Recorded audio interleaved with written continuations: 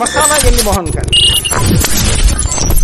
bahwa pemilihan umum 2019 telah menyebabkan jatuhnya korban jiwa.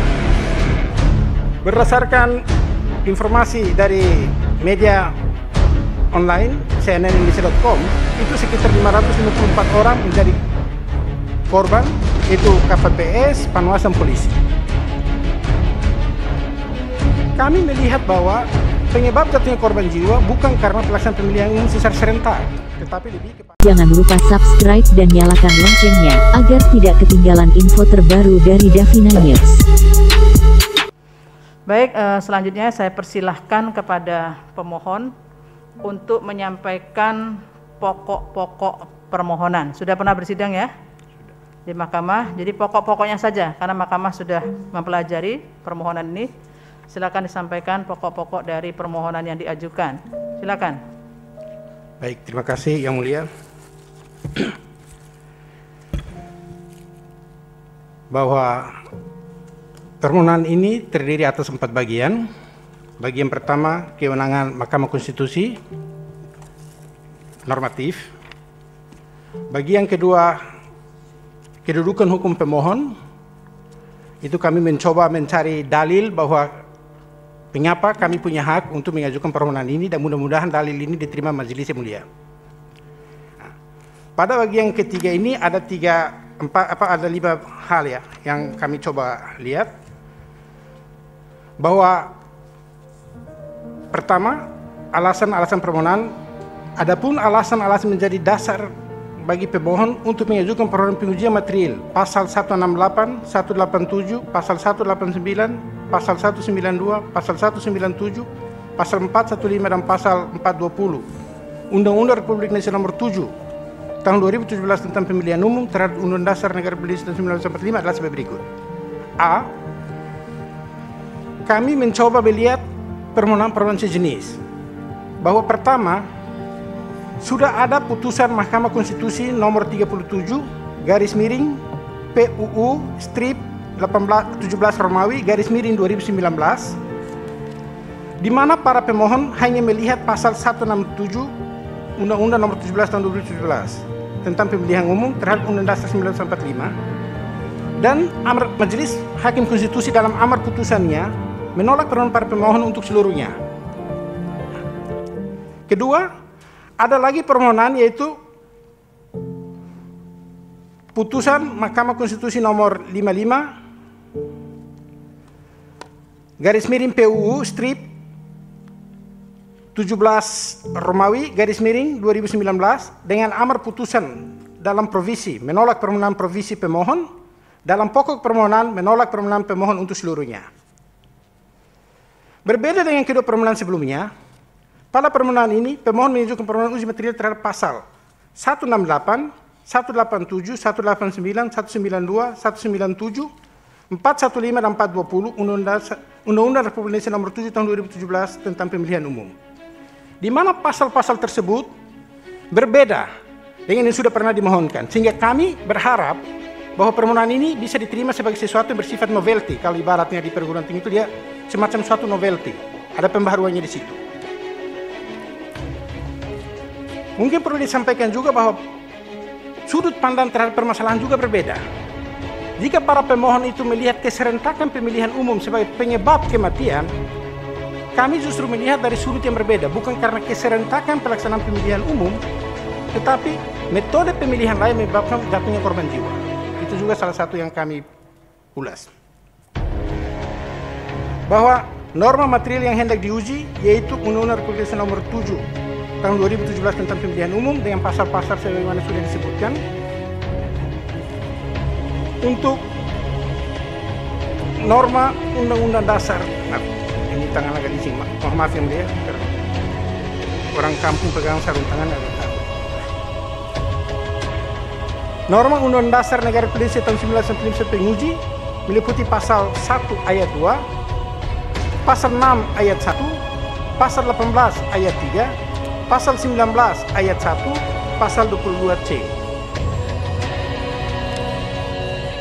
Masalah yang dimohonkan bahwa pemilihan umum 2019 telah menyebabkan jatuhnya korban jiwa. Berdasarkan informasi dari media online cnnindonesia.com, itu sekitar 554 orang menjadi korban, yaitu KPPS, Panwas, dan polisi. Kami melihat bahwa penyebab jatuhnya korban jiwa bukan karena pelaksanaan pemilihan umum secara serentak, tetapi lebih kepada metode yang dipilih. Kenapa? Pertama, rumitnya metode. Metode yang digunakan untuk memilih anggota DPR RI itu tidak menggunakan sistem distrik sebagaimana diamanatkan oleh pasal 168. Metode pemilihan yang rumit ini kemudian akan berlanjut. Misalnya apa? Pertama, calon tidak dikenal masyarakat.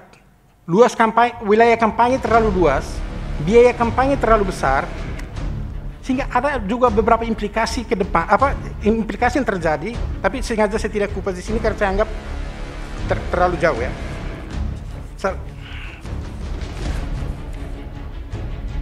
Yang kedua, metode penghitungan suara juga menjadi rumit, Yang Mulia. Saya bersyukur bahwa waktu itu ditawari untuk menjadi petugas, tapi saya karena ada kesibukan saya tolak. Mungkin saya tinggal menjadi almarhum, seandainya saya ikut juga. Karena begitu rumitnya metode, teman-teman itu sampai jam 4 subuh baru selesai, ada yang sampai jam 8 pagi, petugas KPPS-nya. Yang berikutnya yang menjadi masalah adalah bahwa pengadaan kertas suara juga menjadi mahal. Kertas suara itu seukuran 1,5 kali koran Jawa Pos. Padahal kita bisa melakukan suatu sistem yang sederhana sehingga kertas suara itu tidak perlu segitu besarnya. Yang berikutnya luas wilayah. Luas wilayah juga menjadi begitu luas sehingga menguras energi para calon itu sendiri dan juga tidak dikenal masyarakat. Seandainya dilakukan simplifikasi atau penyederhanaan sistem, untuk contoh yang saya ambil katakanlah Dapil Aceh 1 yang ada 12 kabupaten dan 3 kota, itu seorang calon cukup berkampanye antara 1 maksimal 3 wilayah. Jadi dia tidak perlu sampai 15 itu semua.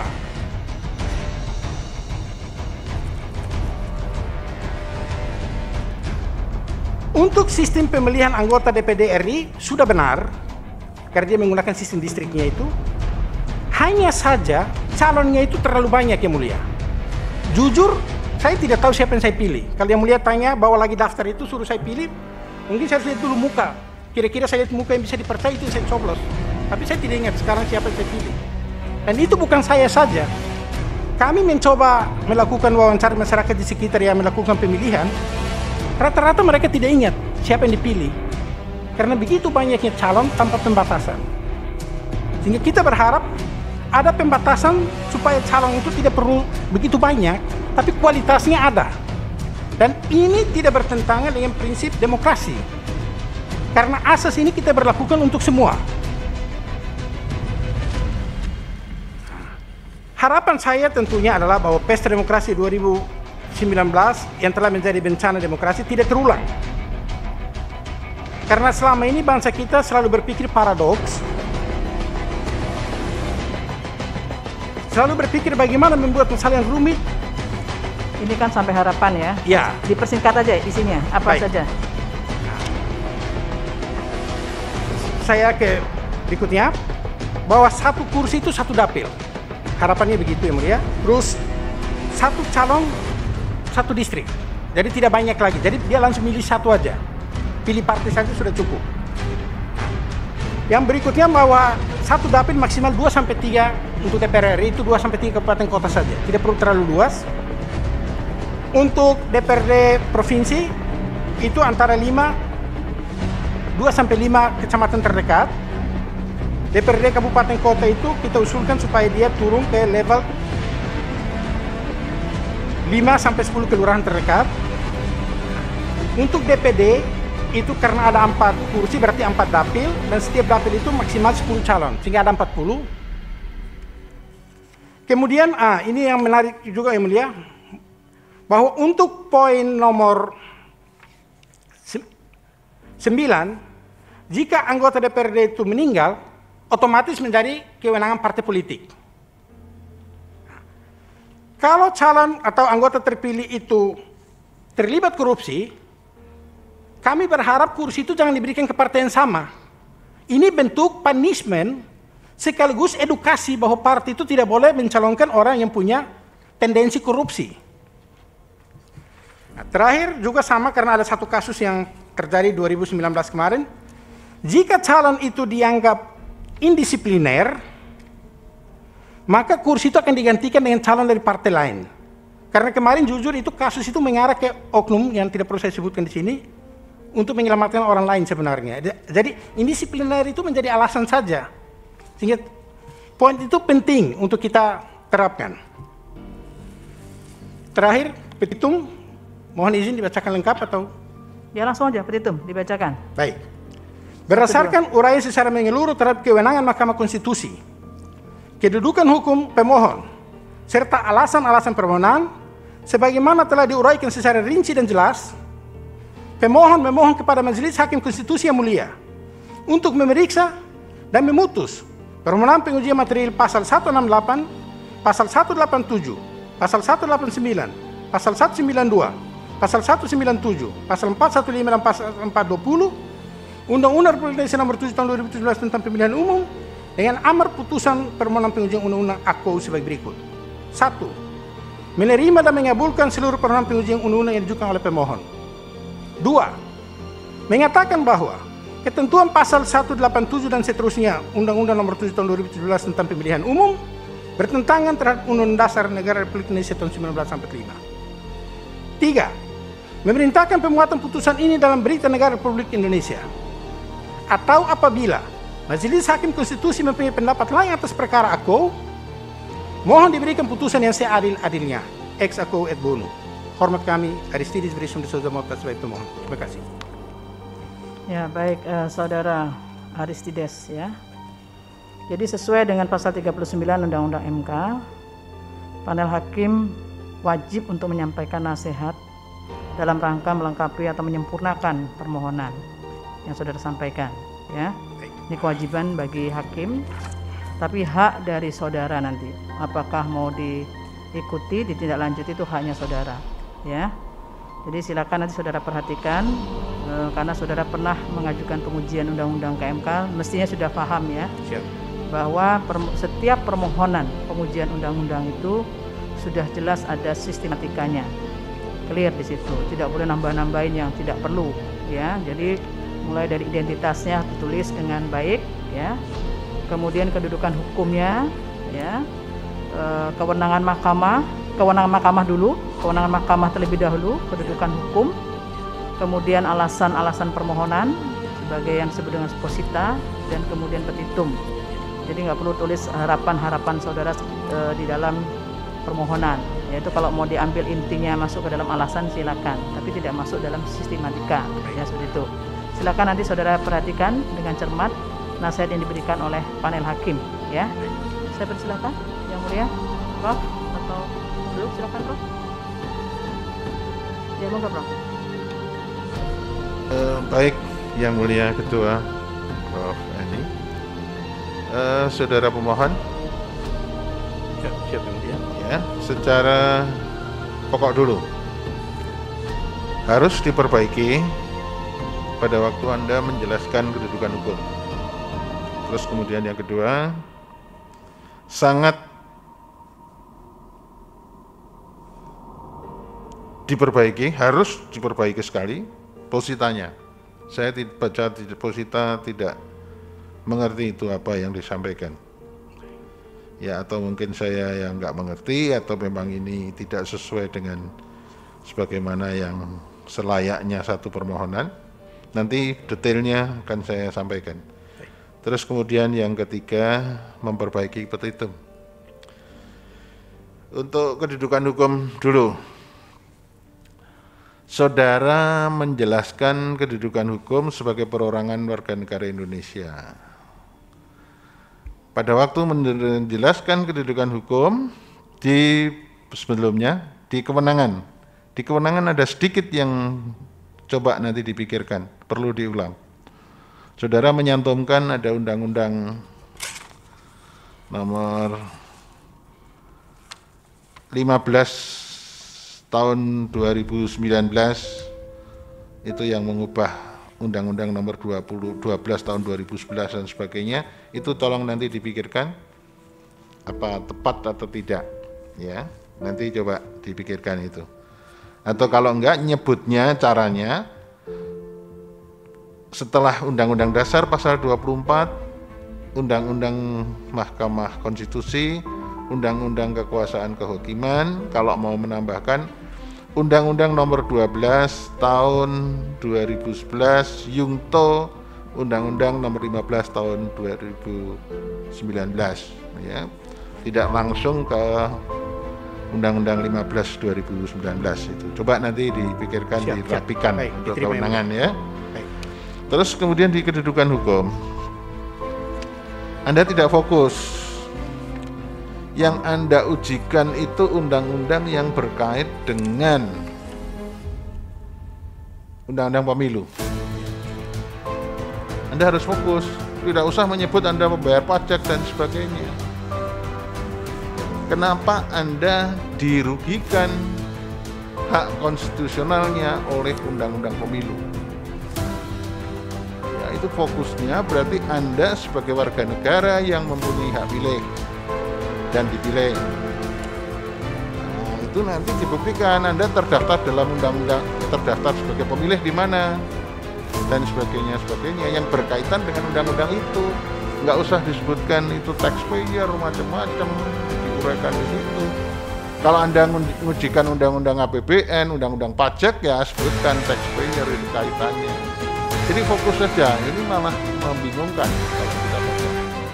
Ya, nanti pada waktu Anda menjelaskan kedudukan hukum, itu fokus saja, karena undang-undang yang diujikan adalah berkaitan dengan undang-undang pemilu, maka kaitkan Anda perseorangan itu dirugikan undang-undang pemilu di mananya, yang merugikan Anda malah berkaitan, Anda berkecimpung di bidang lingkungan hidup macam-macam, itu nggak ada kaitan. Itu fokus saja, ya, langsung poin tadi Ibu Ketua yang mulia udah, ini permohonannya nggak fokus kemana-mana. Ya, ini makanya difokuskan aja sebagai perorangan punya hak pilih dan dipilih. Anda memilih di mana, ya, terdaftar dalam pemilih, nanti buktinya apa gitu. Itu harus. Kalau Anda mempunyai hak pilih sebagai warga negara tapi Anda tidak melakukan memilih, itu juga nggak bisa. Harus jelas, ya. Itu nanti difokuskan, ya, untuk menjelaskan kedudukan hukum supaya to the point. Permohonan itu 10-15 sudah cukup. Tapi tergantung substansi pada waktu Anda mengujikan. Kemudian yang kedua, yang berikutnya, pada waktu menguraikan posita, Anda itu menguji banyak pasal Undang-Undang Pemilu, mulai dari pasal 168, 187, 189, 192, 197, ternyata uraian yang posita yang Anda sampaikan dan yang saya baca, itu tidak menjelaskan undang-undang itu bertentangan dengan undang-undang dasar itu yang mana. Apalagi di situ Anda mengkaitkan undang-undang yang Anda sebutkan itu bertentangan dengan pasal 1 ayat 2, pasal 6A ayat 1, pasal 18 ayat 3, pasal 19, pasal 22C Undang-Undang Dasar. Posita itu uraian yang meyakinkan kepada hakim di mana letak bertentangannya. Bertentangan bisa dilihat begini. Ada teori konsistensi. Berarti pasal undang-undang ini tidak konsisten dengan undang-undang dasar pasal ini. Atau tidak berkorespondensi, tidak koheren dengan undang-undang ini sehingga bertentangan. Lah itu disebutkan. Anda menyebut banyak pasal undang-undang pemilu itu, kemudian Anda menyebutkan banyak pasal undang-undang dasar, tidak ada uraian yang menjelaskan pasal-pasal itu bertentangan dengan undang-undang dasar pasal yang mana. Uraian yang Anda sampaikan itu peristiwa-peristiwa konkret yang tidak berkaitan dengan pertentangan dengan Undang-Undang Dasar. Malah Anda mengajukan konsep-konsep itu. Kalau mengajukan konsep-konsep itu di DPR, Anda tahu Mahkamah Konstitusi itu apa sih kewenangannya? Kita nggak bisa menjadi positif legislator, kita nggak boleh mendesain. Kan Anda ini malah usulannya, harapannya kita diminta untuk mendesain undang-undang pemilu yang menurut Anda yang baik itu begini. MK nggak bisa. MK itu negatif legislator. Kalau kita sampai ke situ yang seperti diinginkan Anda, berarti MK bertindak melampaui kewenangan MK, tapi kemudian mengintervensi kewenangan parlemen, mengintervensi kewenangan DPR. Yang Anda ceritakan itu, harapannya, tadi harapan, ini mestinya sistem distrik, supaya ininya begini, ini begini, ini begini. Itu kewenangannya sana yang mendesain, bukan kita yang mendesain. Anda hanya menjelaskan pasal-pasal ini bertentangan dengan Undang-Undang Dasar, ini loh pertentangannya di sini, sehingga Anda minta ini dibatalkan oleh MK. Atau kalau kita diminta sedikit mendesain, Anda bisa putusannya meminta konstitusional bersyarat atau inkonstitusional bersyarat. Hanya sampai di situ. Tapi Anda minta itu kemudian dinyatakan tidak dinyatakan bertentangan, tapi Anda tidak, yang Anda minta itu apa? Hanya minta membatalkan saja, tapi kita batalkan dasarnya apa? Anda nggak menunjukkan pertentangannya di mana. Malah Anda menceritakan peristiwa konkret, banyak yang sampai subuh belum selesai, ada yang mati dan sebagainya, itu kita nggak ngelihat tuh. Itu evaluasi yang dilakukan rapat KPU dengan DPR, itu bisa berkembang di sana.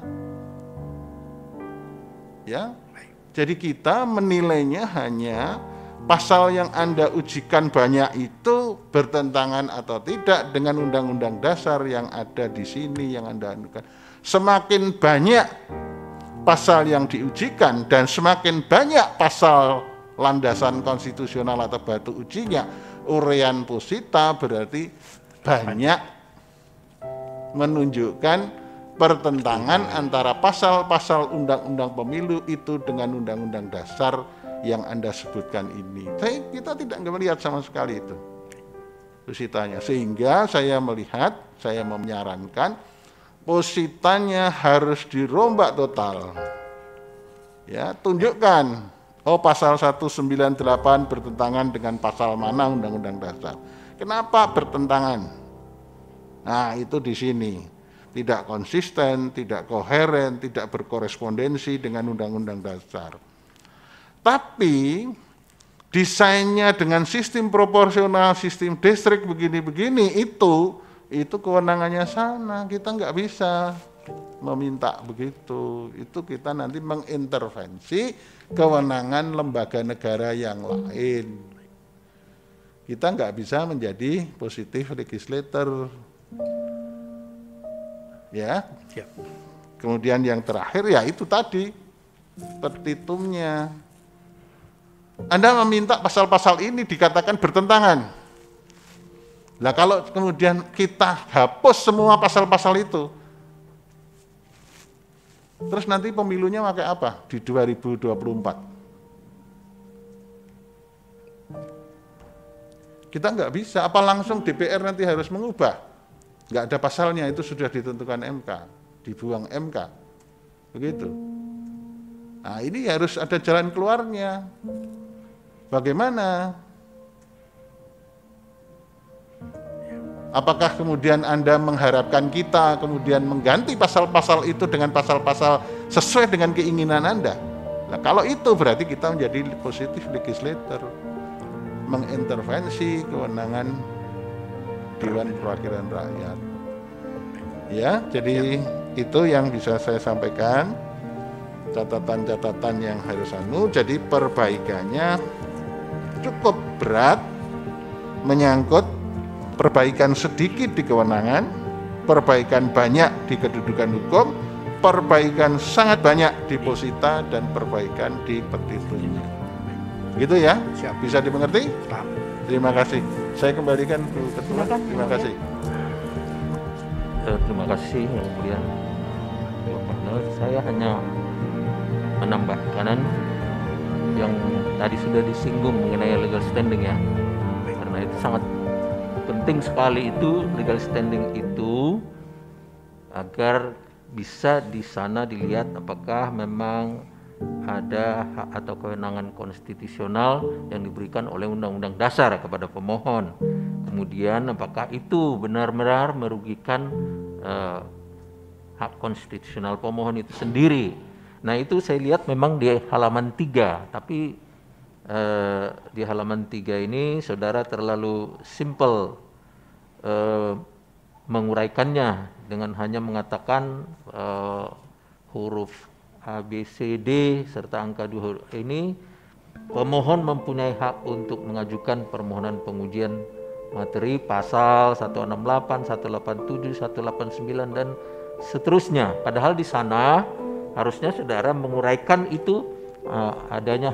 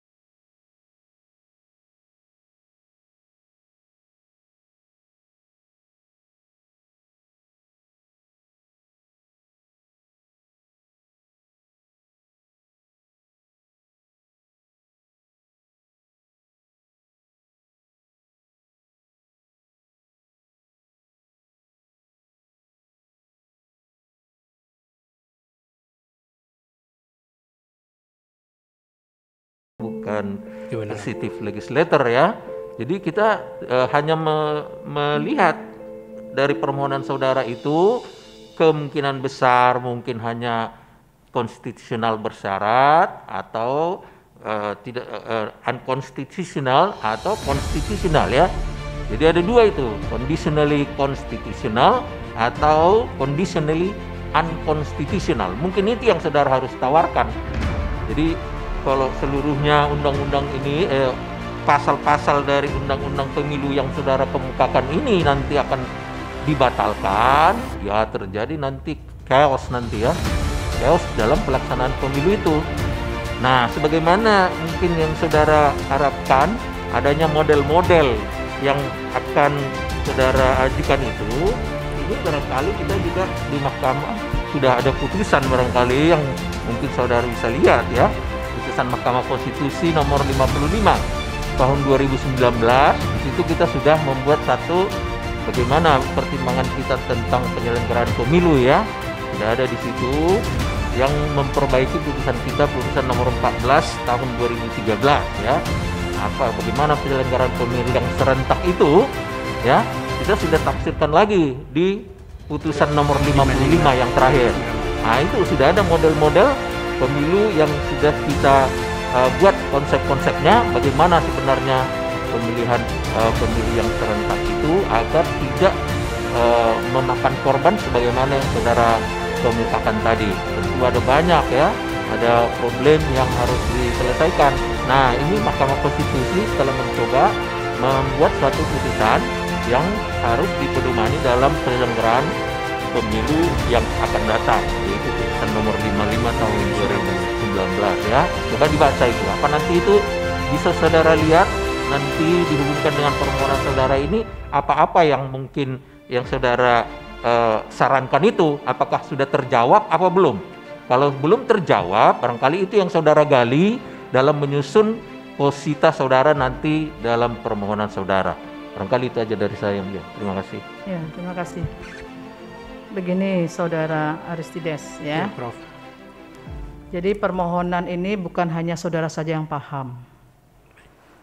Jadi tadi kalau mendengar yang mulia, keduanya menyampaikan sebetulnya banyak sekali yang harus kemudian saudara perbaiki ya. Artinya ya kami juga tidak paham sebenarnya apa yang saudara mohonkan di situ. Apalagi permohonan yang dimasukkan ke MK kan harus dipublikasikan sehingga setiap orang bisa membacanya. Yang paham hanya saudara itu sebaiknya tidak demikian ya. Oleh karena itu sekali lagi sebetulnya karena saudara sudah pernah, mestinya saudara paham ya bahwa menulis mulai dari identitas yang tadi saya nyatakan itu harus jelas sebagai perorangan, kemudian kewenangan mahkamah itu juga harus persis cara menulisnya, karena itu kan secara normatif sudah banyak contoh di situ ya. Mulai dari Undang-Undang Dasar, Undang-Undang MK, Undang-Undang Kekuasaan Kehakiman, saudara tambahkan misalnya dengan Undang Pembentukan Peraturan Undang-Undangan. Cuma cara menulisnya Anda masih keliru, masih salah di situ. Baru kemudian Anda menyatakan bahwa dengan demikian mahkamah berwenang untuk menguji. Hanya problemnya adalah itu tadi apa yang mau diuji di situ ya. Kemudian kedudukan hukum pemohon. Ini kan saudara ini kan bicara soal undang-undang pemilu. Harus ada kejelasan mengenai hak apa yang dirugikan dari saudara sebagai pemilih di situ. Ya, itu harus jelas sekali. Saudara menyebutkan sebetulnya di sini saya nggak punya kerugian material. Nah, kerugian material itu maksud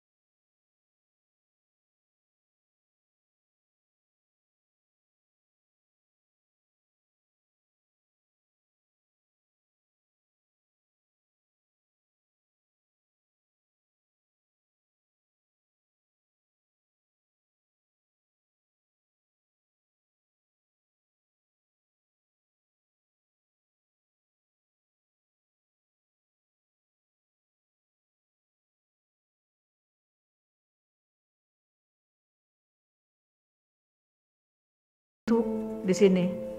Ya, Anda hanya hanya mencantumkan saja. Apalagi undang-undang yang saudara minta diuji ini adalah 7 pasal. 7 pasal itu bukan perkara kecil loh itu. Pasalnya itu menyangkut satu mengenai pemilu presiden, wakil presiden dan seterusnya, yang proporsional terbuka dan seterusnya. Dan ini semuanya yang memiliki ayat-ayatnya di situ. Lah bagaimana Anda mengkorelasikan pertentangan itu dengan Undang-Undang Dasar? Nah, itu yang tidak tampak sama sekali. Bagaimana kita bisa memahami bahwa ada pertentangan di situ? Ya.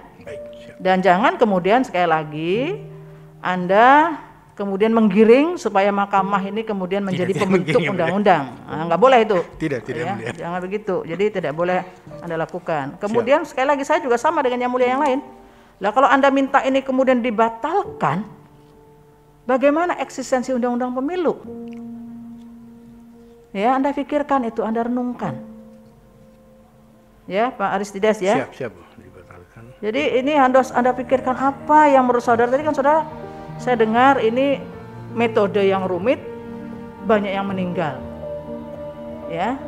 Kemudian kaitan dengan kampanye. Lah di mana korelasinya? Kampanye orang meninggal. Ya kan, kapan adanya kemudian yang meninggal? Nah, itu kan sudah banyak penjelasan argumentasi soal itu di putusan-putusan mahkamah, itu yang Anda harus perhatikan, ya. Jadi jangan Anda lihatnya hanya pada sisi amarnya, pertimbangan mahkamah pun saudara perhatikan dengan baik-baik, ya. Jadi sekali lagi ini yang perlu saudara perbaiki ya. Perbaikan itu menurut saya memang besar sekali perbaikannya. Besar sekali perbaikannya ya. Dari mulai kedudukan hukum sampai ke petitum. Itu besar perbaikan yang Anda harus lakukan. Anda silakan Anda renungkan betul untuk melihat sekali lagi di mana sih sebetulnya persoalan konstitusionalitas norma dari undang-undang pemilu itu. Ya, silakan Anda pikirkan sekali di situ. Ya. Baik. Ada yang mau disampaikan Pak Aristides? Mungkin sedikit ini aja yang mulia, bahwa katakanlah saya terdaftar sebagai pemilih, tapi itu kan tahun 2019 dan kemungkinan datanya itu susah untuk dibuktikan. Saya harus mencari data itu agak susah juga mungkin. Kalau misalnya saya harus menghadirkan dalam tulisan ini, mungkin untuk perbaikan butuh waktu sedikit agak lama ya mulia. Ya silakan saja saudara pikirkan, karena ini memang yang namanya kedudukan hukum itu kan bicara adanya hak konstitusionalitas yang dirugikan akibat berlakunya norma. Lah hak itu Anda harus tunjukkan yang mana di situ. Ya. Lah kalau nggak bisa menunjukkan soal itu, ya bagaimana kita bisa menilai bahwa saudara punya kedudukan hukum? Ya kan? Silakan dilihat sekian banyak permohonan yang sudah ada, putusan-putusan mahkamah yang sudah ada, ya Pak Aristides ya. Siap. Renungkan betul di mana sebenarnya persoalan konstitusionalitas norma dari undang-undang pemilu itu. Silakan Anda pikirkan, renungkan. Oh ternyata setelah dibaca-baca, kok kayaknya nggak ketemu juga. Misalnya begitu, silakan saudara pikirkan juga, ya. Tapi itu semua menjadi saya kembalikan kepada hak saudara, ya. Baik, siap, Prof. Begitu, masih ada lagi yang mau disampaikan? Tidak ada. Tidak ada lagi. Baik, kalau tidak ada yang disampaikan, mahkamah memberikan waktu untuk perbaikan permohonan. Ya, perbaikan permohonan diserahkan ke panitera paling lama 14 hari. Ya, jadi saudara diberi waktu untuk perbaikan ini 14 hari. Jadi disampaikan paling lama Selasa 2 Juni 2020 pukul 9. Ya. Jadi itu waktunya. Jadi 14 hari maksimal 2 Juni pukul 9. Ya. Bisa dimengerti Pak Aristides? Mengerti. Bisa. Masih ada lagi yang mau disampaikan? Tidak ada. Tidak ada lagi. Yang mulia ada tambahan? Cukup? Ya. Baik, kalau tidak ada, saya nyatakan persidangan ditutup.